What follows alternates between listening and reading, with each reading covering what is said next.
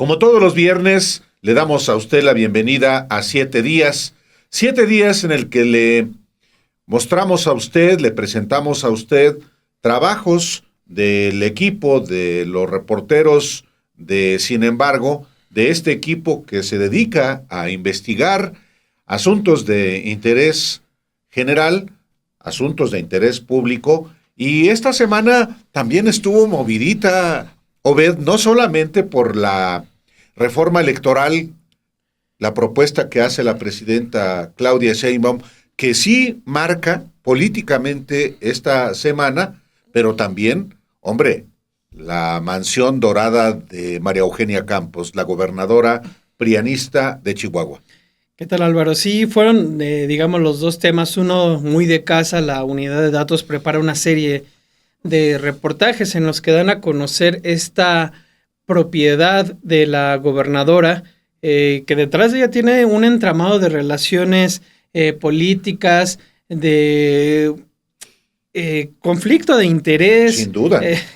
Para empezar, y cuestionamientos sobre el patrimonio de una persona que se ha dedicado toda su vida a la administración pública.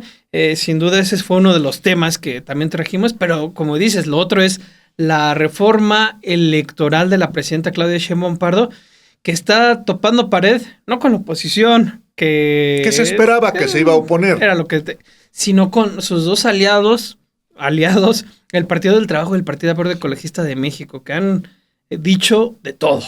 Sí, bueno, esta es parte de lo que le vamos a informar el día de hoy en 7 días y después de una muy breve pausa, volvemos.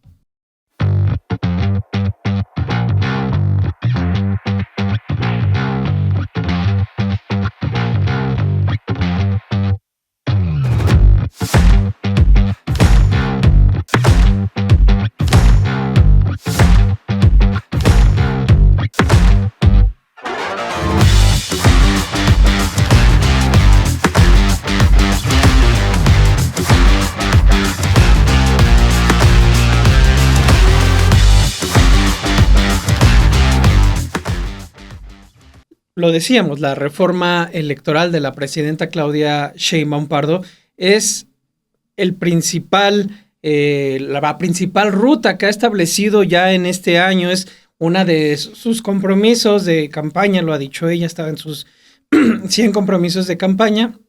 Es además, Álvaro, una situación que la encuesta de Encol demuestra hoy que tiene un respaldo importante al atender un reclamo en lo que respecta. Diputados plurinominales pone sobre la mesa la eliminación de listas, que en los hechos es obligar a todos a que salgan a conseguir el voto. En el Senado prácticamente lo elimina, pero también atiende temas como el presupuesto, lo reduce. Lo habíamos dicho, de la oposición, pues era obvio que no le iban a respaldar, pero dentro de este bloque de partidos aliados, PT y el Partido Verde Ecologista de México, hemos escuchado que Morena y la presidenta con su propuesta buscan instaurar un partido de Estado, un partido único. Hablan de traición, hablan de retroceso democrático. ¿Quiénes llegaron y que tienen esa representación en el Congreso? Los números que tienen, pues prácticamente lo deben a Morena. Se ha llegado a la aberración de decir, ni Luis Echeverría se atrevió a tanto. Y es una expresión así, es hasta estúpida, porque en realidad, si hablamos de reformas electorales en México, en efecto, en el caso de Luis Echeverría, ni siquiera hubo. La anterior reforma, en realidad, viene desde los diputados de partido de Adolfo López Mateos. Hay una reforma también con Gustavo Díaz Ordaz, que pacta, por ejemplo, con el presidente del PAN, Cristliev Ibarrola, para los diputados de partido. Pero la reforma, digamos, el ciclo de reformas. Con Jolopo también hubo su reforma. Bueno, el ciclo de reformas, efectivamente, que hasta ahora conocemos, comienzan con José López Portillo, en 1979, por una propia necesidad del régimen de ser el partido único y partido de Estado. No olvidemos que en 1976 solamente hay un candidato presidencial, que es José López Portillo. El PAN no presenta candidato porque hay un conflicto interno, el Partido Comunista Mexicano estaba proscrito, es decir, había dos partidos satélites que apoyan a José López Portillo, que era el PAN y el Partido Popular Socialista de Vicente Lombardo Toledano.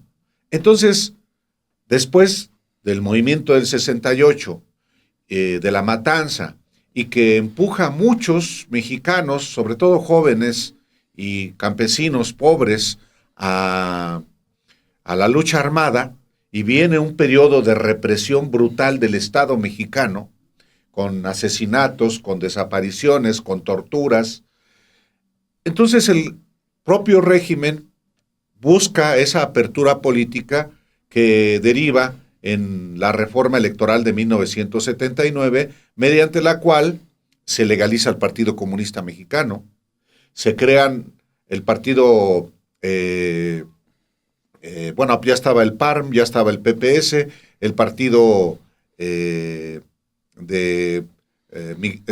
Rafael Aguilar Talamantes, de donde vienen los chuchos del PRD, por cierto. Y entonces se llega a esa primera elección con diputados de partido. Okay. Ahí es donde Pablo Gómez, el actual coordinador de la Comisión Presidencial para la Reforma Electoral, es por primera vez diputado. Y bueno, otros cuadros. Y entonces comienza un ciclo de reformas que después también van transformando el régimen político mexicano. En el gobierno de Carlos Salinas se da una reforma solamente pactada con la derecha, con el PAN. Una reforma insuficiente que también se aprueba cuando se queman las boletas electorales del fraude de 1988.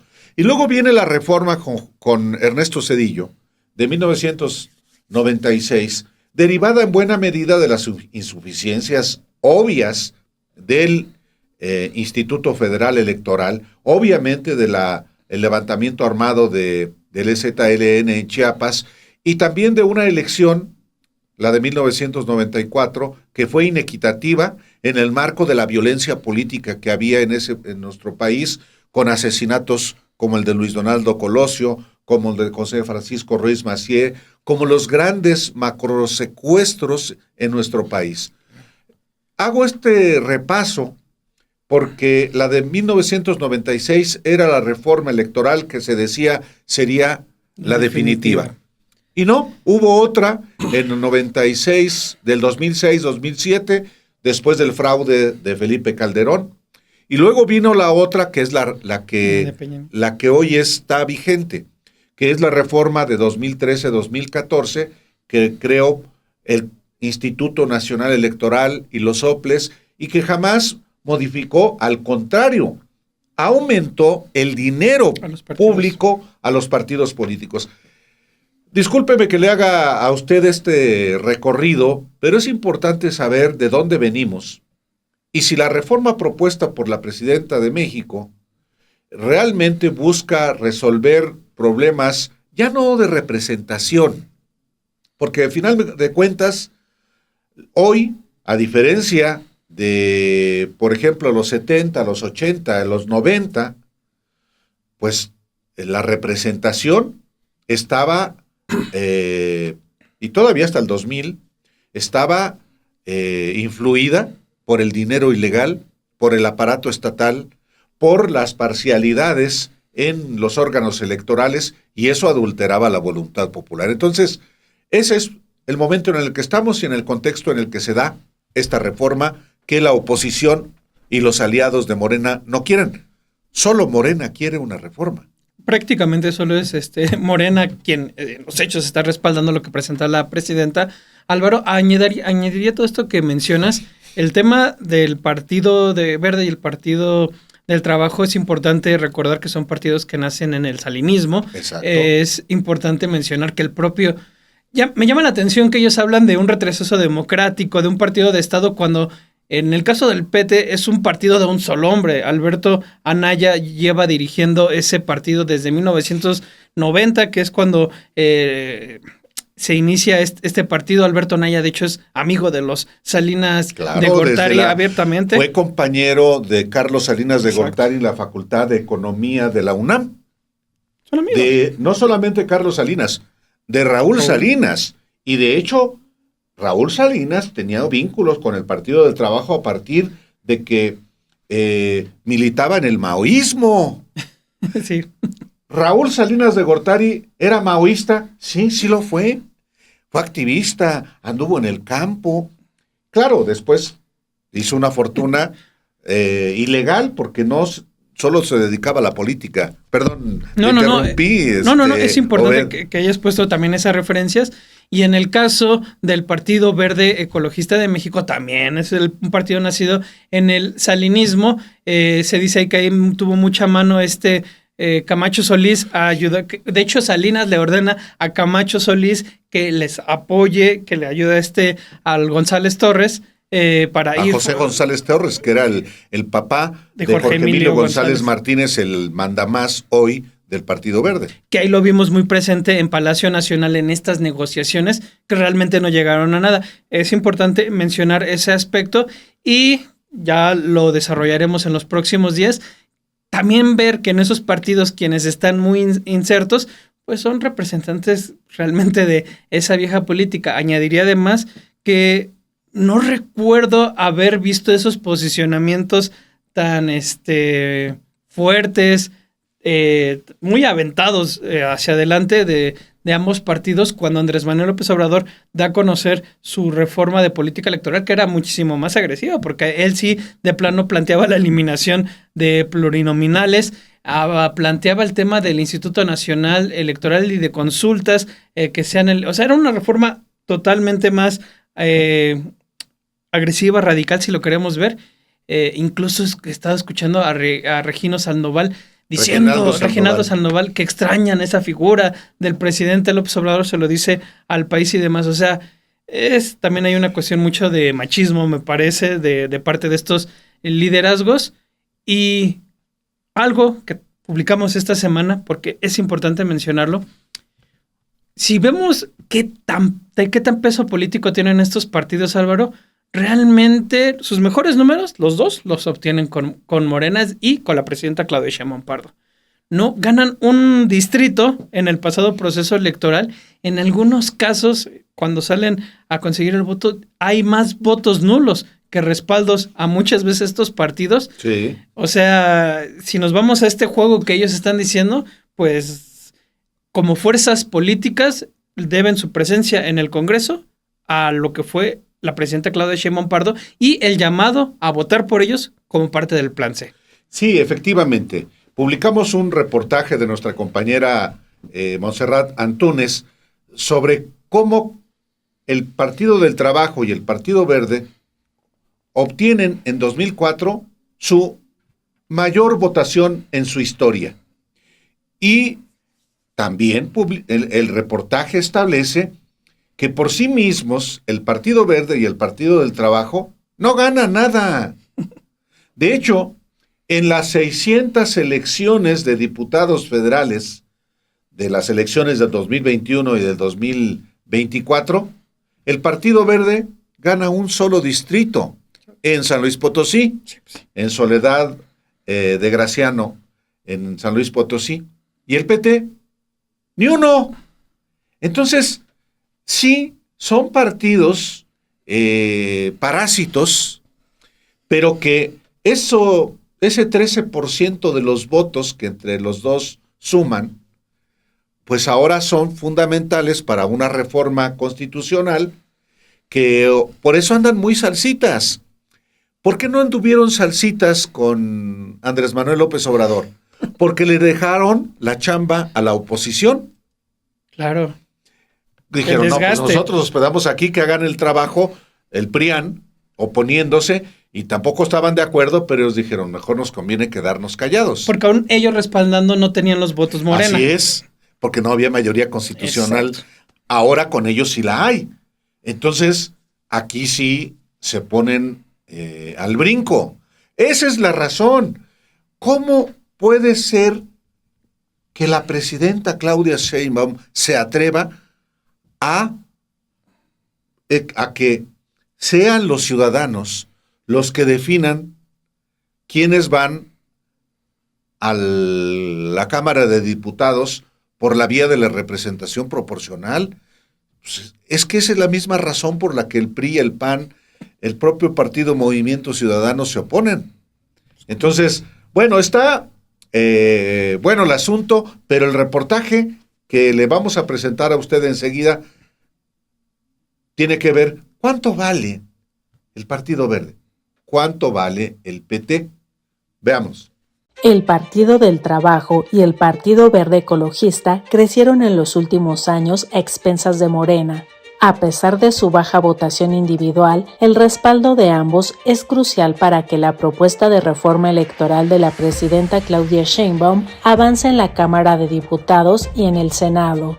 En la elección de 2024, el Partido Verde y el PT no ganaron individualmente ni una sola diputación de mayoría, y en 2021, cuando por primera vez se aliaron a Morena, el Verde solo logró una, en San Luis Potosí. Los resultados de la elección para diputaciones de 2024 muestran lo dispareja que es la alianza. En varias entidades, más personas decidieron anular su voto que votar exclusivamente por el PT y el Verde. Por ejemplo, en Chiapas, 271.011 votos nulos superaron la suma de los votos individuales del Verde y el PT, que fueron 107.231. Este patrón se repitió en Veracruz, donde se registraron 118.946 votos nulos, es decir, una cifra 6 veces superior a la votación exclusiva para los aliados de Morena. En Jalisco, los votos nulos también fueron mayores a los que ganaron por separado el Verde y el PT, mientras que Oaxaca, donde la alianza triunfó en 7 de 10 distritos, los aliados en conjunto obtuvieron solo el 7% de los votos. Los resultados electorales de 2024 también mostraron que en el Senado, en estados como Sonora, Guerrero y Sinaloa, que renovarán gubernaturas en 2027, el número de votos anulados fue superior a los que obtuvieron por sí solos el Partido Verde y el PT. En Sonora, los votos nulos fueron 63.294 y superaron los 51.419 del Partido Verde. En San Luis Potosí, a pesar de que el Partido Verde ganó la senaduría, el PT solo alcanzó el 2.14% de la votación, mientras que el 6.5% de los votantes prefirió anular su voto. Los aliados morenistas se oponen a la propuesta de la reforma electoral de mantener la distribución de diputados plurinominales, pero sin que sean electos por la cúpula de partidos, porque es un sistema del que se han beneficiado históricamente para colocar a sus dirigentes. Morena es el grupo parlamentario más grande con 253 diputados, pero necesita sumar 81 votos adicionales para alcanzar la mayoría calificada. Si logra que las y los 62 legisladores del Verde y los 49 del PT voten en bloque, alcanzaría 364 votos, lo que sería suficiente para aprobar la reforma electoral de la presidenta Sheinbaum. En el Senado, Morena también tiene mayoría con 67 puestos, pero necesita los votos de las y los 14 senadores del Verde y de las 6 personas del PT para alcanzar 87 de 128 votos. Esta semana ha sido la semana en la que se han publicado una serie de textos de nuestros compañeros Alejandra Padilla, Dulce Olvera y nuestro compañero Arturo Daén, un trabajo que se ha editado por Daniela Barragán en relación a la mansión dorada de María Eugenia Campos. Es una mansión, una casa que con un valor catastral de 31 millones de pesos, es decir, el techo, el piso, seguramente. Solo el terreno. Sí, solo el terreno. El precio real es mayor a ese, que se construyó a partir en un terreno que le hereda el esposo que fallece de la gobernadora, empresario Víctor Manuel Cruz Rusek, que a su vez lo adquiere a partir de... Hay un entramado que se empieza a poner turbio porque se lo compra a una persona a un funcionario en el tribunal administrativo que a su vez le concede a él concesiones públicas del Estado, lo cual ya desde ahí se empieza a poner turbio. Pero empiezan a reportar nuestras compañeras cómo es el lujo que rodea en esta primera entrega la propiedad. Tan solo en el baño de invitados vemos que traen estos detalles con láminas de oro. Vemos que en la entrada tienen esta enorme figura que tienen que instalar una decena de personas. Cómo llegan y traen árboles mediante grúas, acabados con mármol, obras de arte, o sea, todo lo que construyen en esta mansión, que es lo que van demostrando a partir de documentos, a partir de investigación que realizan en la unidad de datos, Álvaro. Sí, es un trabajo que el primero de 5 reportajes de la unidad de datos de Dulce, de Alejandra Padilla, de Arturo Daén, que pues sí, documentan en esta primera parte las características de esta mansión de la gobernadora María Eugenia Campos, cuya trayectoria en la política ha sido solamente en la política, justamente, y ahora es una mujer acaudalada, y una prueba de ello es esta casa, esta mansión dorada, que me recuerda perfectamente a la Casa Blanca de Enrique Peña Nieto. Y ahorita le vamos a explicar por qué. Le presentamos a usted este trabajo.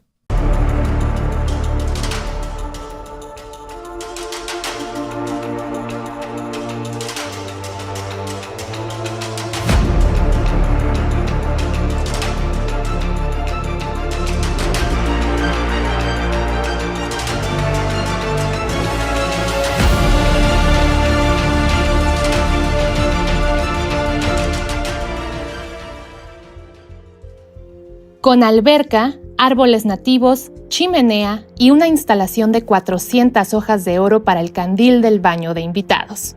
Así es la mansión dorada que se construye en Chihuahua la gobernadora panista María Eugenia Campos. Una propiedad de 1,800 metros cuadrados, con un valor catastral de más de 31 millones de pesos, a lo que hay que sumar el gasto millonario de acabados y equipamiento de lujo.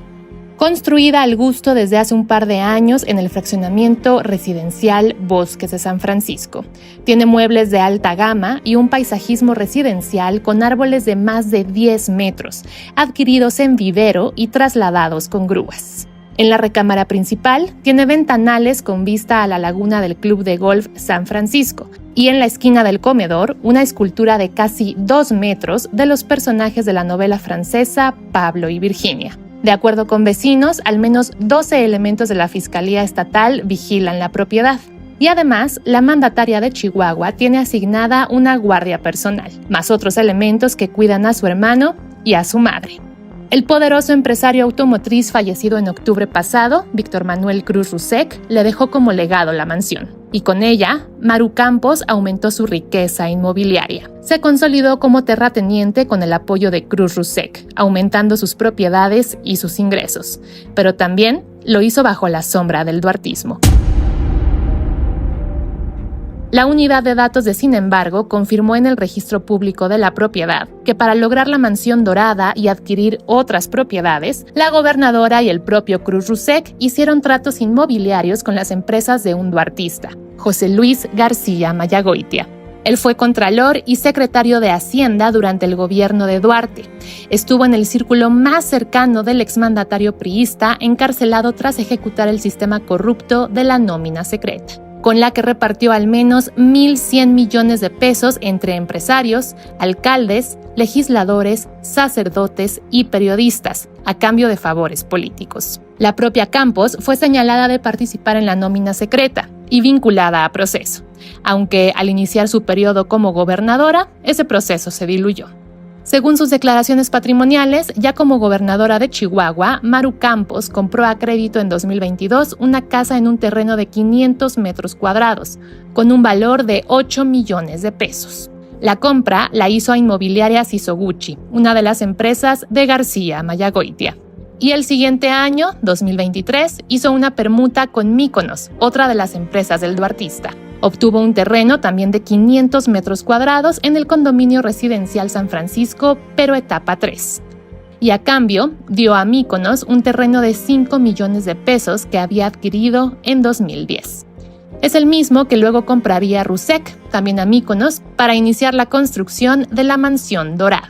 Ese vaivén de propiedades también se dio con una empresa llamada Administradora Inmobiliaria de Chihuahua, sobre la que la gobernadora reconoció en una declaración patrimonial tener 98% de participación. Dicha empresa compró a Míconos del exfuncionario duartista otro lote en Residencial Bosques de San Francisco de 5.3 millones de pesos y otras propiedades, 2 de ellas inmuebles de bodegas que suman 4.220 metros cuadrados y tuvieron un costo de compra-venta en 2023 de 37 millones de pesos. Bodegas que incluso han firmado contratos con el gobierno municipal de Chihuahua. Estas operaciones, ligadas a Maru Campos, coincidieron con un crecimiento en la magnitud de los proyectos de Míconos, de García Mayagoitia. Míconos obtuvo desde 2023 al menos una decena de permisos del gobierno municipal de Chihuahua, gobernado por el panista Marco Bonilla. Estos contratos fueron para ejecutar proyectos inmobiliarios en zonas residenciales de alto valor. Y así como creció Míconos, también se dispararon los ingresos de Maru Campos. Entre 2016 y 2022 tuvo un promedio anual de ingresos de 2 millones de pesos, tanto por ingresos de su cargo público como privados. Pero para 2023 y 2024 dijo tener un ingreso anual de 7 millones de pesos. En los 2 años obteniendo ganancias de 5.400.000 pesos por enajenación de bienes, sin aclarar con qué propiedades se dieron esos ingresos. ¿Y qué beneficios económicos obtiene con la empresa de la que dijo tener 98% de participación? La misma que hace tratos inmobiliarios con empresas de un duartista. La unidad de datos de Sin embargo contactó a la gobernadora María Eugenia Campos y al arquitecto Sergio de las Casas para consultar su posición sobre esta información.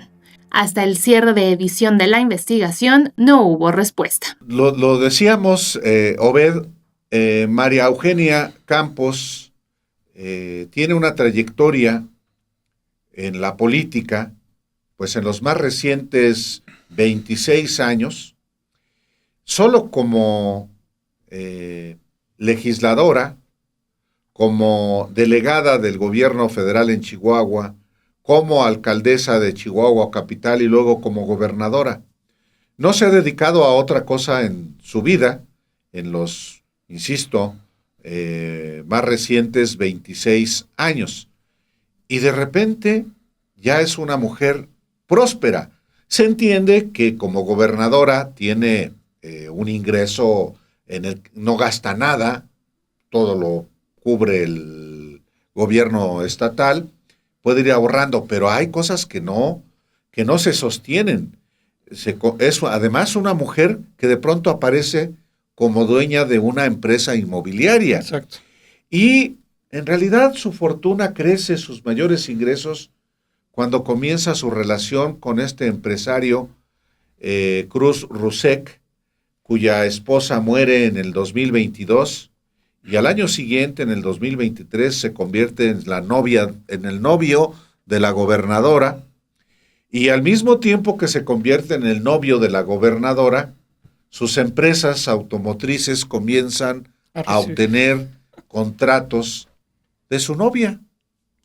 Y al mismo tiempo, como decías, desde a partir del inicio de esta relación, lo que publican y dan cuenta también nuestros compañeros es cómo los ingresos privados, por ejemplo, de la gobernadora empiezan a crecer, sus ingresos en general empiezan a aumentar considerablemente. A eso hay que recordar que la gobernadora Maru Campos es señalada como presunta beneficiaria de la nómina secreta del exgobernador de Chihuahua, César Duarte, con quien ha sido involucrada como parte de su grupo político, que de hecho dentro de este entramado de la gobernadora de Chihuahua también están insertos parte de la estructura duartista, pero no solo eso.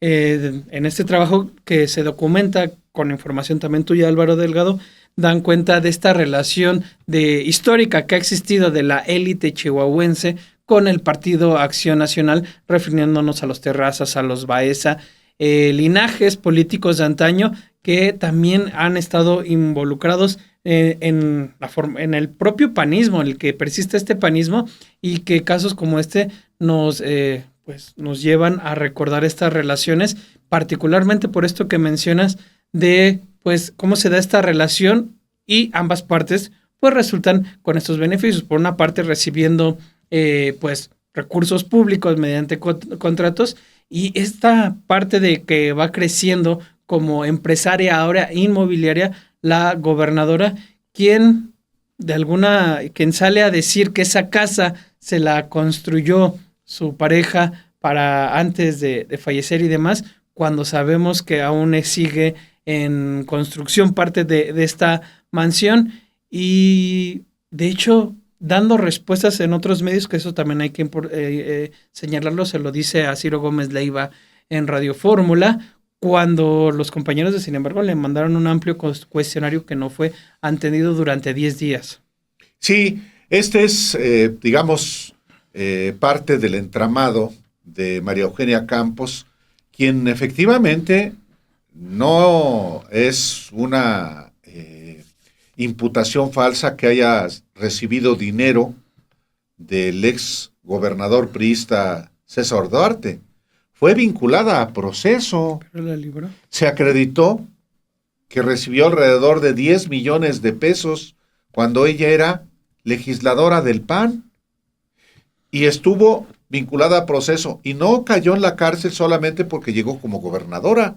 Días antes, de hecho, se desconoce, Claro. se tumba todo. Exactamente, entonces es una lideresa del PAN tocada por la corrupción. Este es un trabajo también de Arturo Daen.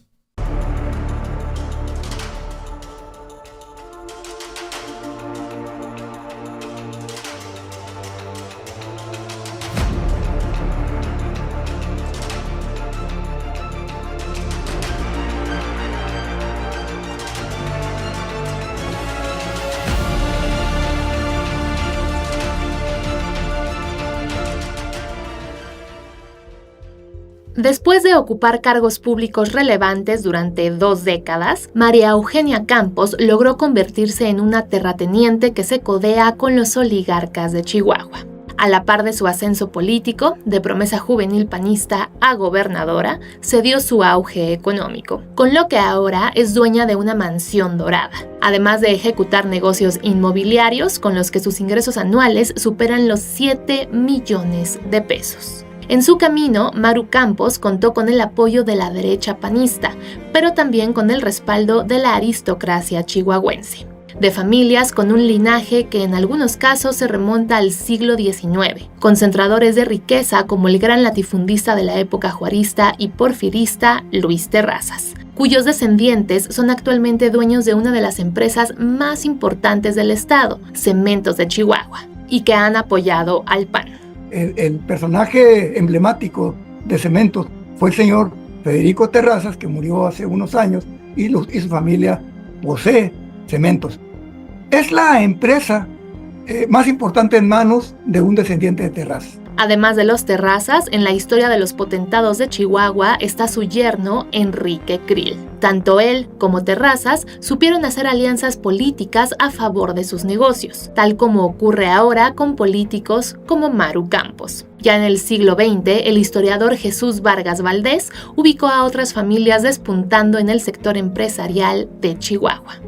Las otras 2 empresas muy visibles son la empacadora Bafar, en manos de una familia baeza, y luego la otra, Interceramic, que es muy parecido a Cementos, porque también su materia prima es la tierra, vamos a decir, ¿verdad?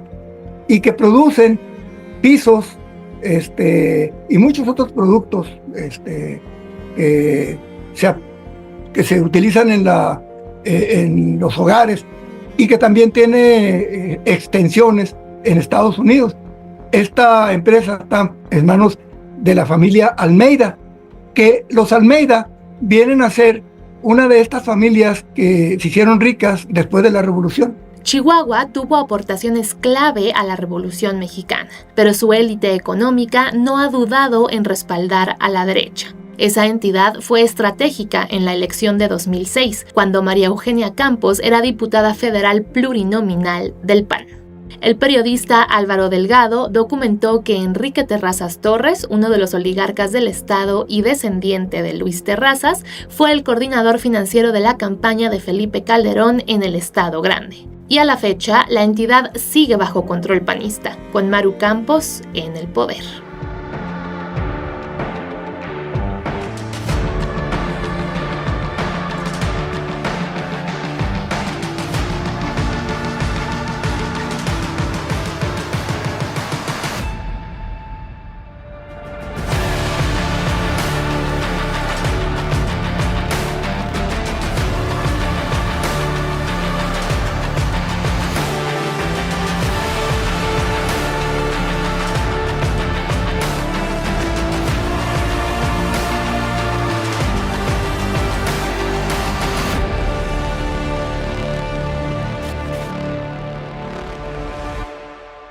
Bien, Álvaro, sacamos Nos estamos riendo, Bed y yo, de las cosas que uno escucha, como el caso de Alejandro Moreno Cárdenas. Sí, que es importante mencionar lo que hace este llamado ahora sí, como al PAN, a Movimiento Ciudadano, de que es hora de unirse ahora sí para impedir que avance la dictadura. No sé cuántos días llevemos de dictadura. Pero lo que te digo, ¿quién hace caso a Alito? O sea, nadie. De hecho, perdón, y no solamente nadie le hace caso, sino que, por ejemplo, el aniversario número 97 de la fundación del PRI, nadie se acordó. Es más, yo vi el primer tuit del PRI por ahí de las 4 de la tarde. Ni ellos se acordaron. Ni ellos. Caray, cumplimos años. Sí, 97 años.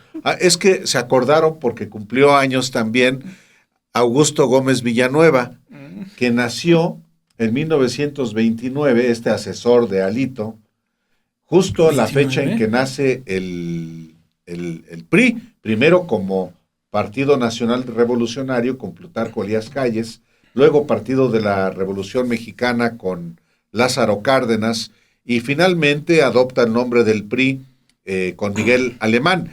Pero sí, es hasta risible. Bueno, hasta Alarraqui, esta cosa espeluznante, mentirosa, es como una bola de resentimiento, mentiras tremendo. Y vulgaridad. Y odio mucho, te decía, hasta Alarraqui es impresionante ver cómo trata a Alito, y Alito cómo se deja tratar, lo calla, lo insulta, pero ahí está Alito. Pues es que ¿dónde lo reciben? Nada más ahí. Pues ya no sirve para nada. Si no, lo traeré aquí Televisa. Hasta Ricardo Salinas Pliego lo desprecia.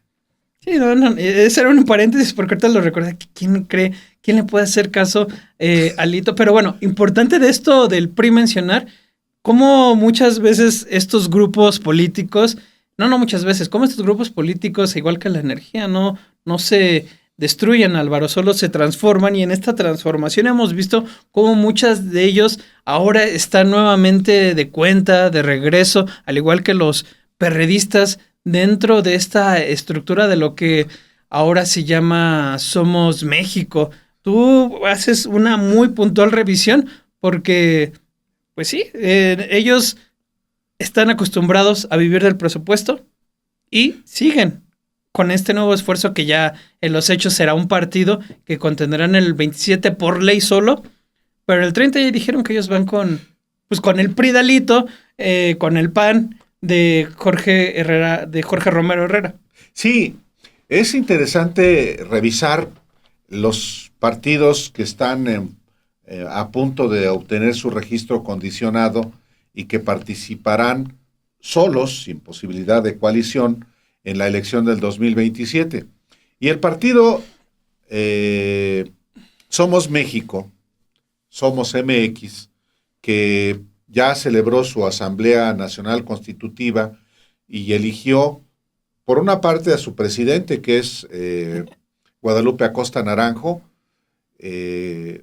eligió también a su Consejo Nacional y a un Consejo Consultivo, donde pues está el resumidero, los pedazos, las obras del PRD, pero también las obras del PAN, del PRI y de personajes de la intelectualidad, de la academia o de la actividad electoral, como Lorenzo Córdoba y otros ex consejeros electorales o el secretario ejecutivo del propio INE. Entonces es, creo yo, un amasijo, este partido, de personajes que literalmente responden a Carlos Salinas. Sí, es la realidad. Al foxismo, a las obras del panismo. Entonces, este trabajo que pretende, obviamente, identificar quiénes son estos personajes que forman parte de este nuevo proyecto, en el que se encuentran cuadros también de Ricardo Salinas Pliego, dos en especial, el rector de la Universidad de la Libertad, Jorge Díaz Cuervo, que fue funcionario con Rosario Robles en el gobierno de Peña y que fue diputado en la Ciudad de México, y otra es una mujer que es la encargada de la equidad de género en Grupo Salinas y que nunca ha dicho nada sobre la misoginia de su jefe. Y que no es poca. No. Entonces, le presentamos a usted este trabajo pues, Obed, es interesante ver quiénes son los que... Bueno, tienen hasta una rama periodística. Ah, claro. Claro, están ahí también periodistas. Bueno, el monero de la extrema derecha, que es Francisco Calderón, el ex director editorial de Reforma, Lázaro Ríos, exacto.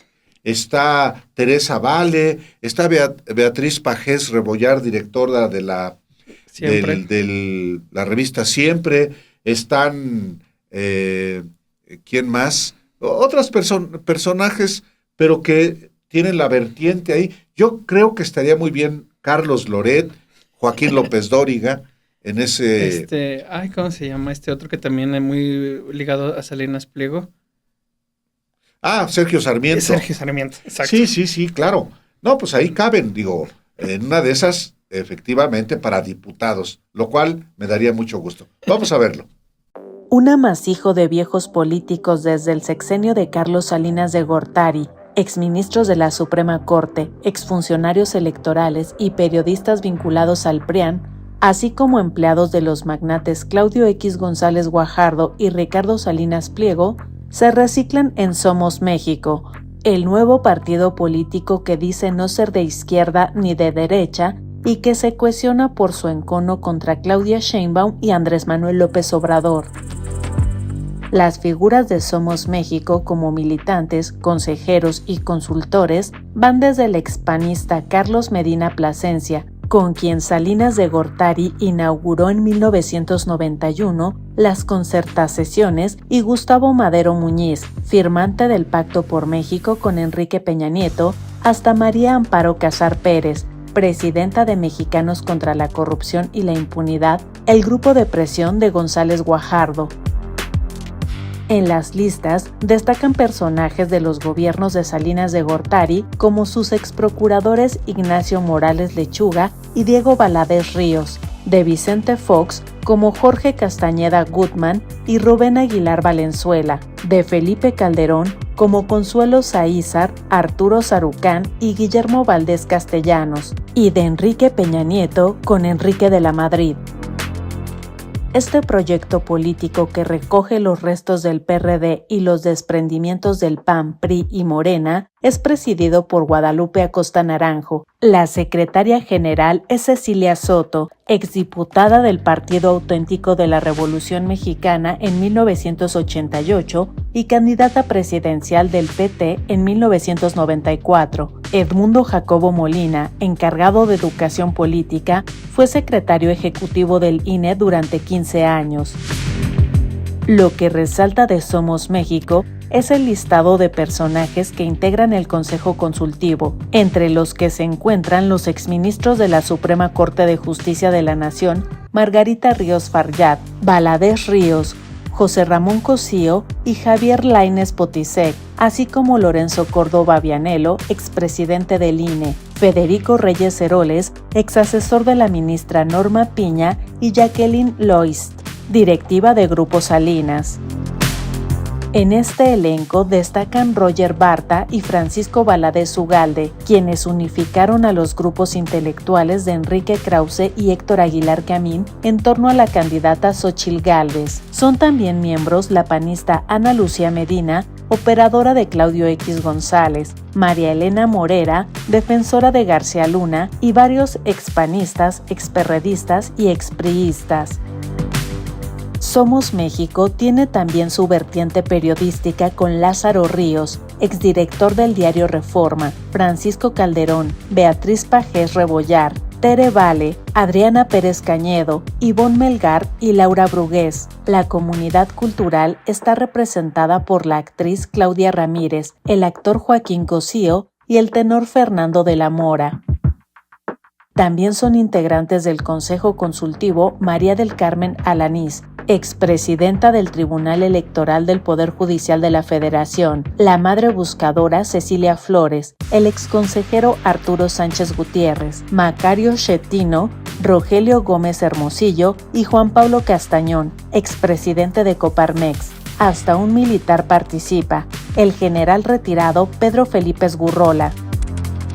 Somos México celebró su Asamblea Nacional Constitutiva el sábado 21 de febrero y presentó sus documentos ante el INE el viernes 27 para solicitar su registro. En su primer discurso, Acosta Naranjo aclaró que el partido no tiene ideología definida y que en 2030 se aliará con el PRI y el PAN para enfrentar a Morena. También dentro de la unidad de datos de Sin embargo presentan un trabajo puntual, muy concreto de cara a este 8 de marzo que se cae domingo, el Día Internacional de la Mujer, una serie de datos para entender muchas veces todo este enojo que existe de parte de ellas. Datos, Álvaro, como por ejemplo, las mujeres ganan 34% menos que los hombres. Eso es un indicador, pero al mismo tiempo, si vemos en perspectiva de 100 horas laborales, ellas dedican de esas 100 horas a la semana 64 al hogar, mientras nosotros los hombres dedicamos al mismo tiempo 26 horas. 7 de cada 10 han enfrentado algún tipo de violencia a lo largo de su vida. Solamente son algunos indicadores que nos muestran esta situación que enfrentan y ante lo cual pues nosotros como hombres tenemos que ser conscientes también de este tipo de violencias y en la medida de en vez de estarnos ocupando de que esas no son formas de que se manifiesten o demás, atender desde acá qué podemos hacer para ir disminuyendo estas brechas en lo inmediato en el hogar, por ejemplo, entender que no se trata, por ejemplo, de ayudar sino más bien hacer lo que a uno le corresponde dentro del trabajo del hogar, que es uno de los trabajos más pesados, que no es remunerado. Entender también, involucrarnos en las crianzas de las infancias de nuestros hijos, como algunos de los puntos clave, y erradicar cada vez más esas violencias, esos machismos que muchas veces han heredado de generaciones y generaciones, hacerlo conducente y no heredarlo a nuevas generaciones. Sí, obviamente. Y esta transformación pasa por cambios en el ámbito legislativo, por ejemplo, con claro. Decisiones que cierren la brecha salarial, por ejemplo, que existe y que es una muestra de violencia. Justo fue ayer cuando la presidenta de México invitó a un grupo de mujeres, entre ellas la futbolista Charlín Corral, perdón. Y una de las preguntas era el tema salarial entre los futbolistas profesionales hombres y las futbolistas profesionales mujeres. Un ejemplo es justamente esa brecha salarial que se presenta, pero en la cotidianidad, en efecto, en el hogar, en el trabajo, esas violencias prevalecen y hay que irlas combatiendo, insisto, por una parte por la vía legislativa y por otra parte es educación. Es educación. Entonces le presentamos a usted este trabajo de la unidad de datos, es de Arturo Day. Hay avances a favor de las mujeres y en contra del machismo en México, pero aún falta un largo trecho. Aquí te presentamos 7 indicadores que muestran la falta de equidad que todavía hay en el país. Un gran pendiente hasta la fecha es abatir la brecha salarial. La encuesta nacional de ingresos y gastos de los hogares del INEGI en 2024 mostró que los hombres tuvieron un ingreso promedio trimestral de 36,000 pesos, mientras que el de las mujeres fue de 23,714. Esto es 34% menos. Hay una desigualdad en los ingresos, aunque las mujeres trabajen más. Por cada 10 horas que trabajan las mujeres, los hombres trabajan 8.3 horas. La encuesta ENIC del INEGI 2024 mostró que un hogar con una mujer como jefa de familia ganó 12.4% menos que uno con un hombre como jefe del hogar.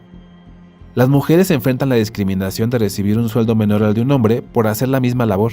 Y otro punto clave es el trabajo no remunerado en los hogares.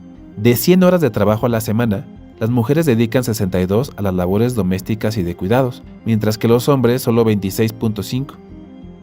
¿Y quién prepara la comida en casa y quién lava la ropa y cuida a los niños y niñas? En el 82% de los casos, en el hogar son las mujeres quienes se encargan de la alimentación. Respecto a las labores de cuidados, el 76.3% de esa labor correspondió a las mujeres, según el estudio del INEGI en 2024.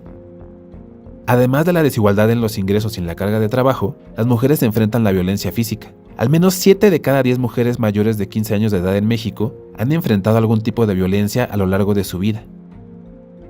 La forma más grave de la violencia contra las mujeres es el feminicidio. En 2025 se tuvo la cifra más baja de víctimas de ese delito desde 2016, al contabilizarse 725 víctimas. Pero en Sinaloa se dio un repunte, al pasar de 28 víctimas en 2024 a 69 en 2025, un aumento de 146%. Con el triunfo de Claudia Sheinbaum se rompió el techo de cristal y por primera vez una mujer ocupa la presidencia de México.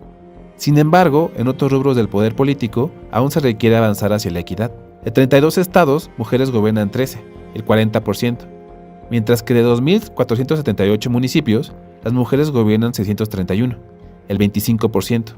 Esto según los datos en el primer informe de gobierno de Claudia Sheinbaum. Evidentemente, a lo largo de esta semana, otro de los temas que ha acaparado las páginas de todo el mundo es esta guerra, este ataque que ha llevado a cabo los Estados Unidos e Israel contra Irán en este nuevo ejemplo de injerencismo por parte de Estados Unidos, atendiendo el llamado, ahora sí que escuchando el canto de las sirenas de Benjamín Netanyahu, que de mucho tiempo atrás había tratado de convencer a un gobierno estadounidense para esta ofensiva en Irán. Ha iniciado, Álvaro, pero hay una cuestión que ha generado una serie de preguntas dentro de analistas, la prensa internacional, y es en relación a los obstáculos que están enfrentando. ¿Qué tanto les va a dar el arsenal a Estados Unidos y a sus aliados, particularmente a sus aliados en la región, para estar atacando a Irán? Mencionaban que en esta ofensiva, y estarse defendiendo también, porque Irán tiene una capacidad importante para estar repeliendo los ataques. Mencionaban, por ejemplo, cómo mientras Irán puede producir al mes 100 misiles, en los países aliados que están en Medio Oriente, solamente estos esta defensa aérea, es que no recuerdo cómo es el término, que es los que destruyen los misiles que vienen que vienen en el aire. Estas defensas se producen alrededor de 6 al 7 al mes, mientras Irán produce 100 misiles al mes. A eso se suma que ya varios han manifestado su temor pidiéndole al propio gobierno estadounidense pues que no se olvide de ellos en relación a pues brindar estas defensas aéreas. Eso en un primer punto. En un segundo punto, el gobierno de Irán están utilizando estos drones destructivos, estos drones kamikazes, muy baratos de construir, muy fáciles de hacer en producción. Tan fáciles son que Rusia, por ejemplo, los emuló en el campo de batalla en Ucrania. Y otro punto más, todo el arsenal de los misiles intercontinentales de Irán están bajo tierra. Estados Unidos difícilmente los ha querido destruir, los ha podido identificar en algunas partes, pero los propios expertos señalan que es complicado, que eso tendría que ser con una ofensiva terrestre. Esos tres factores están para ellos complicando lo que implica esta ofensiva iniciada por Estados Unidos. Sí, al mismo tiempo que matan Niños. como mataron a más de 100 niñas, Israel y Estados Unidos, primero se dijo que Israel, ahora se ha quedado claro que fue Estados Unidos. Pero mientras matan a civiles inocentes, Estados Unidos e Israel están sufriendo justo el poderío militar de Irán. O sea, pensaban que les iba a salir barato. No. Y también los propios aliados de la OTAN en Europa están renuentes. El caso de España en particular, Claro. o de Inglaterra. Entonces, no está resultando tan sencillo. Y las consecuencias también que esta nueva guerra tiene para el propio Donald Trump, pues van a complicarle las cosas a Donald Trump, porque el aumento en los precios del petróleo también le beneficia a Estados Unidos, que ha estado produciendo, pero eso genera inflación en Estados Unidos y en el mundo. Y luego, nadie le pidió esa guerra en Estados Unidos, que les encanta la guerra. Entonces, también la popularidad o el respaldo popular de Donald Trump ha ido de por sí para abajo. Es terrible ver una guerra, esta nueva guerra de Estados Unidos, pero Estados Unidos la está padeciendo y su socio Israel también. Veamos este trabajo. Los aliados de Washington en el Golfo están quedándose sin misiles interceptores. Irán utiliza miles de drones kamikaze de bajo costo y es complejo neutralizar las instalaciones subterráneas donde resguarda sus misiles balísticos. El gobierno de Donald Trump ha prometido que no habrá tregua en los ataques de Estados Unidos e Israel contra Irán. Sin embargo, diversos factores podrían complicar una ofensiva prolongada en Medio Oriente. 4 días después del inicio del ataque contra Irán, al menos uno de los aliados de Estados Unidos en el Golfo informó que ya se está quedando sin municiones interceptoras, dijeron 2 fuentes a CNN. Aunque Qatar tiene suficientes interceptores para un largo periodo, está en contacto con el Comando Central estadounidense en caso de necesitar más. El jefe de Estado Mayor Conjunto advirtió a Trump que una campaña prolongada podría afectar las reservas de armas. Estados Unidos ha estado quemando misiles guiados de precisión de largo alcance durante los últimos días, dijo una persona familiarizada a CNN. Los números no cuadran, particularmente cuando Irán produce, según algunas estimaciones, más de 100 misiles al mes, mientras que en ese mismo tiempo solo se pueden elaborar 6 o 7 interceptores. Países del Golfo como Bahrein, Qatar, Emiratos Árabes Unidos y Arabia Saudita intentaron interceptar todos los misiles y drones lanzados por Irán, aunque algunos lograron impactar sus objetivos, incluido un rascacielos en Bahrein y centros de datos de Amazon en Emiratos Árabes. Ante la escasez de municiones, podrían volverse más selectivos. La prensa destaca el desafío que implica el dron Shahed 136, un arma que ofrece a Irán una ventaja competitiva por su bajo costo de producción y la dificultad de derribarla. En los primeros 3 días de la escalada, Teherán lanzó más de 1,000 drones contra territorio israelí y países árabes con activos militares estadounidenses. The New York Times reportó que el Shahed 136 se caracteriza por su bajo costo, puede actuar como misil guiado y tiene un alcance de 2,000 kilómetros. Fue desarrollado por una empresa asociada al Cuerpo de la Guardia Revolucionaria Islámica.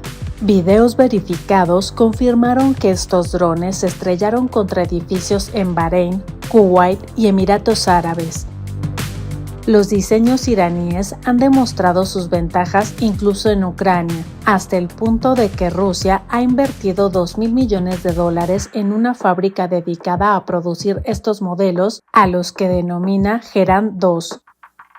Irán ha recurrido durante mucho tiempo a misiles balísticos para proyectar su poder. Su misil más potente es Shahab-3, capaz de alcanzar objetivos a más de 1,900 kilómetros. La mayoría de estos misiles y las instalaciones que los producen se encuentran bajo tierra, lo que requiere armamento especializado para atacarlos. La superficie de Irán es ligeramente mayor que la de Alaska, lo que hace más complicado localizar las entradas a las instalaciones subterráneas. Sam Lair, investigador asociado, sugirió que podría ser una maniobra estratégica de Estados Unidos e Israel atacar en una etapa posterior, una vez que se hayan suprimido las bases de misiles.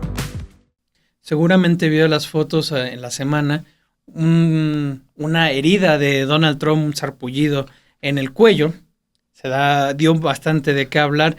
El médico de la Casa Blanca salió a decir que había sido a raíz de una crema, que tiene ahí una reacción, que utiliza este ungüento como parte de un tratamiento sobre qué, eso no lo explicaron. Esto se suma, Álvaro, a una serie de padecimientos que son visibles por parte de el presidente estadounidense, el más grande al asumir el cargo, 79 años. En días pasados vimos que tenían moretones en las manos. Salieron a decir que era porque saludaba muy fuerte, sí, y por eso se le marcaban. Pero también a eso se suma otra cuestión de que se le ha visto no en pocos eventos durmiendo prácticamente, ya sea en la oficina oval ahí que le están hablando a Donald Trump, durmiéndose. Mucho se ha hablado de la importancia de conocer el estado de salud de los mandatarios, especialmente de una persona con tanto poder como lo estamos viendo allá en Medio Oriente, como lo hemos visto en Venezuela, como está amenazando en hacerlo en Cuba. Es el estado de salud de Donald Trump el que ya empieza a generar preguntas, como sucedió en su momento con Biden, sobre su capacidad como presidente. Sí, es un hombre enfermo, es un hombre senil, tiene 79 años de edad, es alguien que evidentemente está siendo medicado y es natural, pues, humano que una persona, si tiene problemas de salud, se atienda. Nada más que este es el presidente de Estados Unidos, el país más poderoso militarmente del planeta, y tiene estos desvaríos de poder, pero si está enfermo puede obviamente tomar decisiones que le cuestan la vida a millones de personas. Entonces, sí, cada vez se le advierte más descompuesto, más deteriorado, más corrupto, este personaje Donald Trump, que enfrentará en noviembre de este año una elección fundamental, la elección intermedia, y no llega en las mejores condiciones. De hecho, Obed, está divulgándose una información de cómo un archivo de una supuesta violación de él a una niña se había perdido y ya apareció la investigación. Todo esto y el escándalo Epstein también tiene que ver con ese deterioro, esa corrupción física, corrupción política, corrupción en todos los órdenes. Sí, es indudable esta cuestión. Añadiría solamente un dato más. en cuestión al tema de su salud, es una persona que no hace ejercicio, es una persona que se alimenta de comida chatarra, pues tampoco... Pues sí. Que le hacía este retrato Bob Woodward en Miedo, creo que se llama, este libro, estado de Donald Trump comiendo chetos, hamburguesas, viendo Fox News, apoltronado ahí en la Casa Blanca, que era una imagen que describían las personas que estaban en su entorno. Solo para... Supongo que ni agua de beber, sino Coca-Cola. Coca-Cola, sí, yo supongo que sí. Sí, de hecho no es una persona que le guste eso, es su refresco, son sus hamburguesas, papas, botana y viendo tele. Es el estereotipo, bueno, no es el estereotipo, eso es Donald Trump, básicamente. Y son muchos gringos, ¿eh? Así. También. Vamos a ver. La salud del presidente de Estados Unidos, Donald Trump, volvió a ser tendencia luego de que una gran mancha roja fue captada en el cuello del republicano, al parecer salpullido, lo que no pasó desapercibido para la prensa que acudió a la ceremonia de la Medalla de Honor que se realizó en el Salón Este de la Casa Blanca. El médico del mandatario explicó que se trató de una reacción a un medicamento cutáneo que está usando de manera preventiva. El presidente Trump está usando una crema muy común en el lado derecho del cuello, un tratamiento preventivo para la piel, recetado por el médico de la Casa Blanca, explicó el doctor Sean P. Barbabelan a través de un comunicado en el que no brindó mayores detalles sobre el tratamiento ni sobre la afección que podría estar afectando al presidente estadounidense. Solo dijo que el enrojecimiento durará varias semanas más. No es la primera vez que la salud del mandatario se encuentra en el foco público, particularmente desde que inició su segundo periodo de mandato presidencial en enero de 2025, tras lo cual el presidente presentó lo que parecían moretones en las manos, que intentó cubrir con maquillaje ante las especulaciones de la prensa. Además, también es conocido que sufre de insuficiencia venosa crónica, lo que le provoca hinchazón en las piernas. Trump es el presidente de Estados Unidos de mayor edad en asumir el cargo. Actualmente, el mandatario cuenta con 79 años de edad, mismos que según sus opositores ya le están pasando factura debido a que en los últimos meses ha sido captado durmiéndose durante en algunas de las reuniones con su gabinete. Además, los medios de comunicación estadounidenses aseguran que sus cercanos ya tienen que hablar en voz alta porque ya se le dificulta escuchar. Otros, como The Wall Street Journal, han enfatizado sobre el abuso que el presidente de Estados Unidos hace de las aspirinas, pese a que su equipo médico le ha recomendado bajar la dosis de dicho medicamento, a lo que se suma que Trump se contagió de COVID-19 en 2020, lo que le provocó síntomas graves, por lo que incluso se especuló que podría necesitar de un respirador. Trump ha expresado que le frustran los cuestionamientos en torno a su salud y ha asegurado que se encuentra en buen estado físico, lo que ha sido respaldado por su equipo médico. Por ejemplo, el Dr. Barbabella declaró al The Wall Street Journal que Trump goza de una salud excepcional y está en perfectas condiciones para ejercer sus funciones como comandante en jefe, pese a que el republicano mantiene una dieta alta en grasas y sales, además que él mismo ha reconocido que no le gusta ejercitarse. Ya llegamos al fin de 7 días, ya es viernes en el que se cumple el pronóstico, viernes Así también, es. pero primero ve a los periodistas, luego ve a 7 días que también lo puede hacer cumpliendo su pronóstico. Y pues viernes de una semana, como dijimos, pues bastante movida, Álvaro. Bastante movida esta semana y la que sigue va a estar también por el mismo nivel. De manera que aquí nos vamos a ver dentro de 8 días para informarle lo que ocurra con el trabajo del equipo de Sin Embargo en 7 días. Por lo pronto, muchas gracias, muy buenas noches. Y sí, bébase un par, ya mañana es sábado.